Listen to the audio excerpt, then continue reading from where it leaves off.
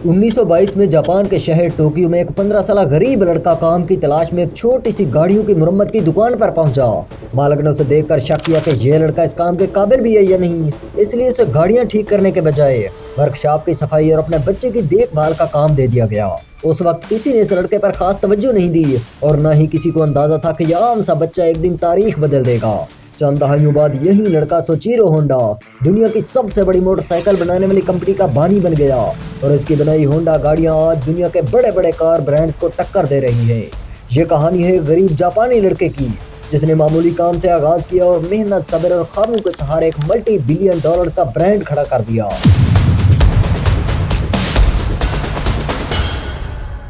ये कहानी 1906 में जापान के मशहूर पहाड़ माउंट फूजी के दामन में वाक़े गरीब से गांव टेंड्रियो शिज़ुओका से शुरू होती है। इसी गांव में गेही होंडा और उनकी अहलिया के घर एक बच्चे की पैदाइश हुई जिसका नाम सोचिरो होंडा रखा गया। सोचिरो के वालिद गांव के एक लोहार थे और साथ साथ साइकिलों की मरम्मत भी करते थे। गुर्बत और मुश्किल हालात में पलने वाले सोचिरो ने कम उम्र में ही बड़े सदमे देखे क्योंकि बीमारी की वजह से उसके 5 बहन भाई इंतकाल कर गए। 8 साल की उम्र में एक दिन वो गली से गुजर रहा था कि अचानक एक जोरदार और अनोखी आवाज ने उसकी तवज्जो खींच ली। वो आवाज के पीछे भागा तो उसने एक अजीब मशीन देखी जो 4 पहियों पर खुद ब खुद चल रही थी। ये फोर्ड मॉडल टी थी और यही वो पहली कार थी जिसे सोचिरो ने अपनी जिंदगी में देखा। वो इस मंजर से इतना मुतासर हुआ कि हैरान रह गया। उसे समझ नहीं आ रहा था कि ये मशीन बगैर घोड़े के कैसे चल रही है। जब वो कार इसके पास से गुजरी तो वो खुद को रोके बगैर पूरी ताकत से इसके पीछे भागने लगा। ये लम्हा उसकी जिंदगी का टर्निंग पॉइंट बन गया और इसी दिन उसके दिल में मशीनों से मोहब्बत पैदा हो गई। इसके बाद उसने खेती बाड़ी की मशीनों के पुर्जे तेज करना, साइकिलें ठीक करना और इंजनों के बारे में सीखना शुरू कर दिया। वो हर तरह की मोटरों और मशीनों में गहरी दिलचस्पी रखता मगर स्कूल जाना उसे बिल्कुल पसंद नहीं था। बाकायदा तालीम के बजाय वो ज्यादातर वक्त अपने वालिद के साइकिल मरम्मत के काम में मदद करता रहता। स्कूल में उसकी दिलचस्पी न होने की वजह से उसके नंबर बहुत खराब हो गए। एक बार तो अपने रिजल्ट कार्ड पर उसने अपने वालिद के जाली दस्तखत कर डाले ताकि उसके वालिद को दस्तखत ना करने पड़े और नंबर देखने से बच जाए। 1922 में सोचिरो की नजर टोक्यो में कायम एक मशहूर ऑटोमोबाइल सर्विस कंपनी आर्ट शोकाई के इश्तिहार पर पड़ी। उसे लगा कि ये कंपनी बहुत बड़ी है इसलिए यहाँ नए कारीगरों की जरूरत होगी। उसने फौरन एक लेटर लिखकर नौकरी के बारे में पूछा और खुशकिस्मती से सोचिरो को हायर भी कर लिया गया। यूं सिर्फ 15 साल की उम्र में सोचिरो ने स्कूल छोड़ दिया, घर को अलविदा कहा और अपने ख्वाबों की तामीर के लिए टोक्यो का रुख किया। यही सफर आगे चलकर उसे दुनिया के अजीम तरीन ऑटोमोबाइल ब्रांड्स होंडा का बानी बनाने वाला था। जब सोचिरो होंडा टोक्यो पहुंचा तो ये देखकर दंग रह गया कि शहर की जिंदगी उसके गांव के मुकाबले में कितनी तेज, मसरूफ और मुख्तलिफ थी। यहाँ सब कुछ दौड़ता हुआ महसूस होता था। दुकान के मालिक जोजो साकेबारा ने उसके लिए पहले ये काम तय कर रखा था मगर ये काम गाड़ियां ठीक करने का नहीं बल्कि मालिक के बच्चे की देखभाल का था। ये जानकर सोचिरो को शदीद मायूसी हुई कि कई महीनों तक उसे कोई तनख्वाह नहीं मिलेगी और उसका वाहिद काम बच्चे को पीठ पर बांधकर उठाए रखना होगा। लेकिन एक चीज ने उसे वहां रोके रखा, नाकाम होकर वापस गांव जाना और वालिदैन के सामने शर्मिंदा होना। इसी खौफ ने उसे सब्र करना सिखाया। वक्त गुजरता गया और जैसे जैसे ऑटोमोबाइल वर्कशॉप का काम बढ़ा साकेबारा अकेला सब कुछ संभालने के काबिल न रहा। तब उसने सोचिरो को भी अंदर बुला लिया। शुरू में उसे छोटे मोटे काम दिए गए मगर उसकी मेहनत और लगन ने जल्द ही सबको मुतासर कर लिया। आहिस्ता आहिस्ता वह काबिल एतमाद मैकेनिक बन गया। सोचिरो की सलाहियत देखकर साकेबारा ने उसे अपना शागिर्द बना लिया और न सिर्फ मैकेनिकल मरम्मत बल्कि कारोबार चलाने के गुर भी सिखाने लगा। उस जमाने में गाड़ियां आम नहीं थी बल्कि एक ऐशो आराम की चीज समझी जाती थी जो सिर्फ अमीर लोग ही खरीद सकते थे और ज्यादातर गाड़ियां गैर मुल्की होती थी। इसी वर्कशॉप पर काम करते हुए सोचिरो को मुख्तलिफ मशहूर गाड़ियों जैसे लिंकन, मर्सिडीज, डेमिलर और कई मोटरसाइकिलों पर काम करने का मौका मिला। उसने दिलो जान से सीखना शुरू कर दिया और हर इंजन, हर पुर्जे को समझने की कोशिश की। यहीं से सोचिरो का तारुफ मोटर स्पोर्ट्स की दुनिया से हुआ। उस दौर में यूरोप, अमेरिका और जापान में रेसिंग तेजी से मकबूल हो रही थी। 1923 में साकेबारा ने अपने कारकुनों की मदद से रेसिंग कारें बनाना शुरू की जिनमें सोचिरो भी शामिल था। डेमिलर इंजन से बनाई गई दूसरी कार कर्टिस कहलाई जिसमें अमेरिकी हाइप्लेन का सेकंड हैंड इंजन एक मिचेल गाड़ी के चेसिस पर लगाया गया था। 1924 में यही कर्टिस कार 5वीं जापानी मोटर कार चैंपियनशिप में शामिल हुई। साकेबारा के भाई ड्राइवर थे और सोचिरो उनके साथ इंजीनियर के तौर पर मौजूद थे। हैरत अंगेज तौर पर उन्होंने पहली पोजीशन हासिल की। सिर्फ 17 साल सोचिरो के लिए ये एक नाकाबिले फरामोश लम्हा था। اسی دن کے بعد موٹر سپورٹس اس کی زندگی کا مقصد بن گیا اور یہی شوق آگے چل کر اسے دنیا کے عظیم ترین آٹو موبائل موجدوں میں شامل کر گیا۔ 1926 میں سوچیرو ہونڈا کو فوجی خدمات کے لیے بلایا گیا، مگر طبی معائنے میں یہ بات سامنے آئی کہ وہ رنگوں میں فرق نہیں کر سکتے تھے، جس کی وجہ سے وہ امتحان میں فیل ہو گئے۔ یوں انہیں فوج سے چھوٹ مل گئی اور وہ پوری توجہ کے ساتھ آرٹ شوکائی میں کام جاری رکھ سکے۔ 1928 تک آرٹ شوکائی کے مالک یوزو ساکیبارا اپنے کاروبار کو مزید پھیلانا چاہتے تھے۔ انہوں نے فیصلہ کیا کہ ہماماتسو میں ایک نئی برانچ کھولی جائے اور اس کی ذمہ داری کے لیے انہیں اپنے جوان مگر قابل شاگرد سوچیرو سے بہتر کوئی نظر نہیں آیا۔ صرف 21 سال کی عمر میں سوچیرو کو اس نئی شاخ کا انچارج بنا دیا گیا۔ ابتدائی دن آسان نہیں تھے۔ پہلے سال لوگوں کو ایک اتنے کم عمر لڑکے پر اپنی قیمتی گاڑیاں دینے میں اعتماد نہیں تھا۔ اسی وجہ سے سوچیرو کو زیادہ تر وہی پرانی اور خراب گاڑیاں ٹھیک کرنا پڑیں جنہیں دوسری ورکشاپ نے رد کر دیا تھا، مگر اس نے ہمت نہیں ہاری۔ اس نے اپنے برسوں کے سیکھے ہوئے علم اور مہارت کو استعمال کیا اور آہستہ آہستہ لوگوں کا اعتماد جیت لیا۔ وقت کے ساتھ اس کی محنت رنگ لائی۔ 1913 کی دہائی تک اس کی چھوٹی سی دکان ایک فرد کے کام سے بڑھ کر 30 ملازمین پر مشتمل ادارہ بن چکی تھی۔ کام اتنا بڑھ گیا کہ سوچیرو کو کاروبار سنبھالنے کے لیے اپنی بیوی کی مدد بھی لینا پڑی۔ سوچیرو نہ صرف ایک بہترین مکینک تھا بلکہ ایک شاندار ریسنگ ڈرائیور بھی تھا اور یہی صلاحیت اسے دوسروں سے منفرد بناتی۔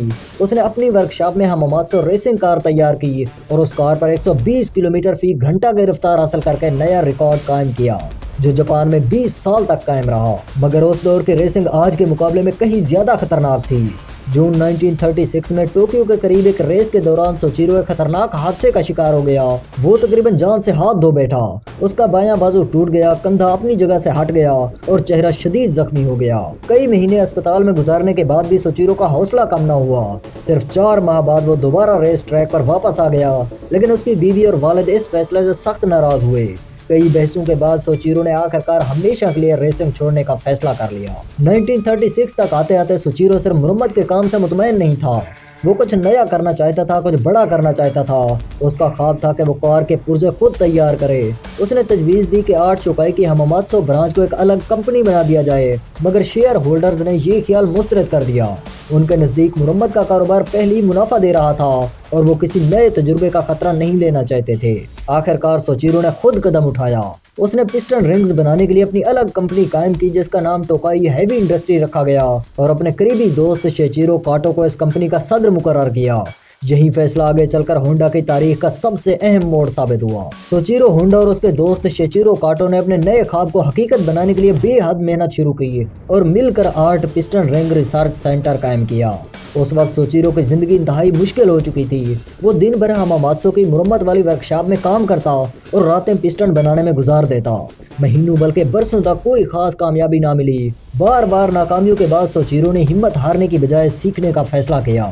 اس نے ہماماتسو انڈسٹریل انسٹیٹیوٹ میں پارٹ ٹائم داخلہ لے لیا تاکہ دھاتوں کے بارے میں اپنا علم بہتر بنا سکے اور آخرکار 1939 میں وہ ایک ایسا پسٹن بنانے میں کامیاب ہو گیا جو درست طریقے سے کام کرتا تھا۔ اپنے ڈیزائن پر اعتماد کرتے ہوئے اس نے آرٹ شوکائی کی نوکری چھوڑ دی، برانچ اپنے شاگردوں کے حوالے کی اور پوری توجہ اپنی نئی کمپنی پر لگا دی۔ سوچیرو نے باقاعدہ طور پر پسٹن تیار کرنا شروع کر دیے، مگر ابتدا میں کوالٹی اب بھی کمزور تھی۔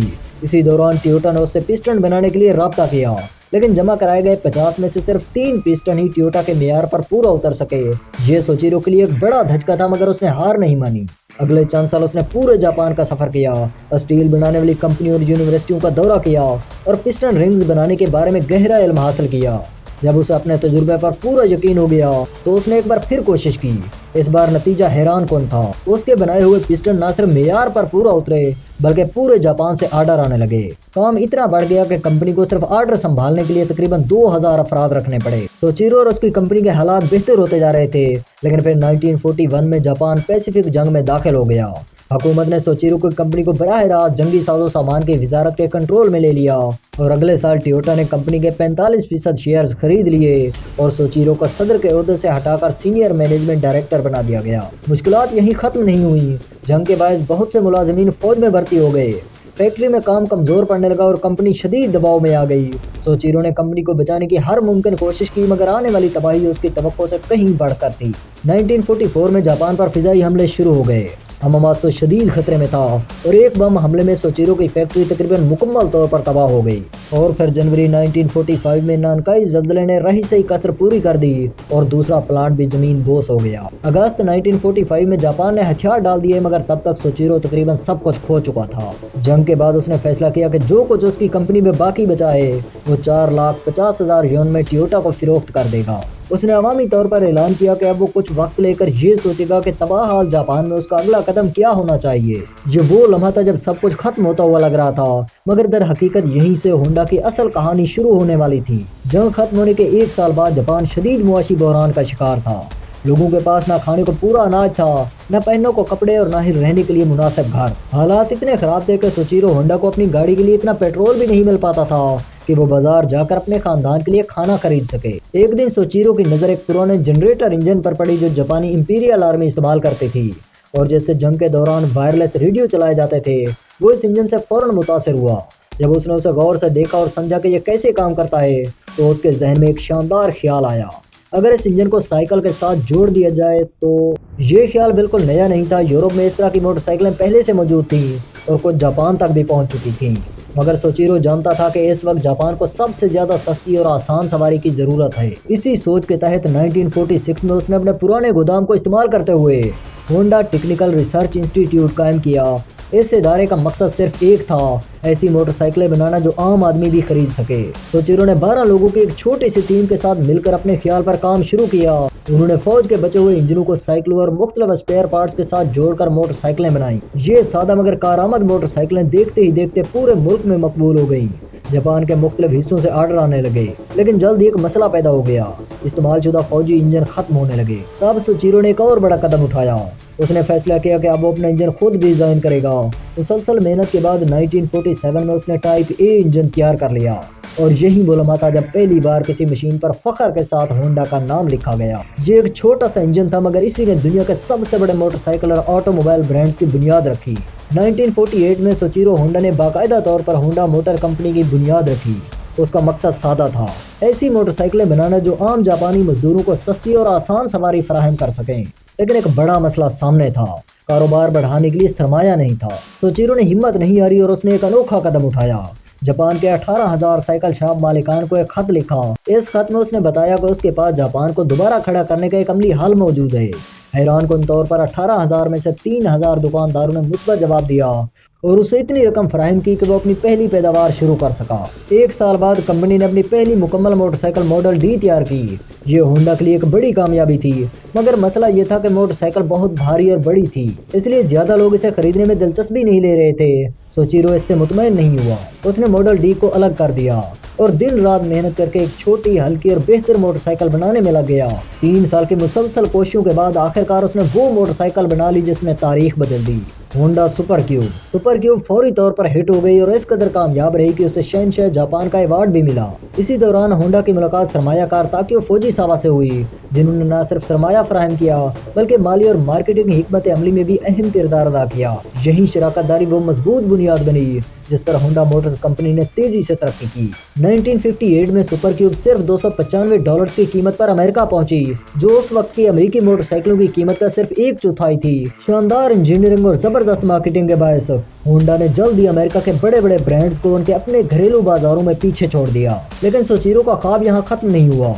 उसने अपने ब्रांड्स को रेसिंग की दुनिया में भी दाखिल कर दिया। उस जमाने में रेसिंग सिर्फ खेल नहीं बल्कि दुनिया के सामने अपनी मशीनों की ताकत दिखाने का सबसे बड़ा जरिया थी। सोचिरो ने दुनिया भर में रेसें देखी, हरीफों की मोटरसाइकिलों का बारीक बीनी से मुतालिया किया और जो भी मेयार कायम होता उसे उससे बेहतर बनाने की कोशिश की। यही सोच होंडा को 1954 में पहली बैनुल-अक़वामी रेस की नाकामी से उठाकर 1959 के एस्ले ऑफ मैन टीटी में मैन्युफैक्चरर्स टीम अवार्ड तक ले गई, जो दुनिया की सबसे मशहूर मोटरसाइकिल रेस है। 2 साल बाद होंडा ने वहां दोबारा फतह हासिल की और रेस ट्रैक पर कामयाबी ने होंडा को आलमी नक्शे पर नुमाया किया। 1960 की दहाई तक होंडा दुनिया की सबसे बड़ी मोटरसाइकिल कंपनी बन चुका था। होंडा ड्रीम की रिलीज के बाद कंपनी ने 1968 तक 10 मिलियन मोटरसाइकिलें तैयार कर ली। मगर सोचिरो होंडा के लिए ये भी काफ़ी नहीं था। उसके दिल में बचपन से एक ही ख्वाब पल रहा था, कारें बनाना।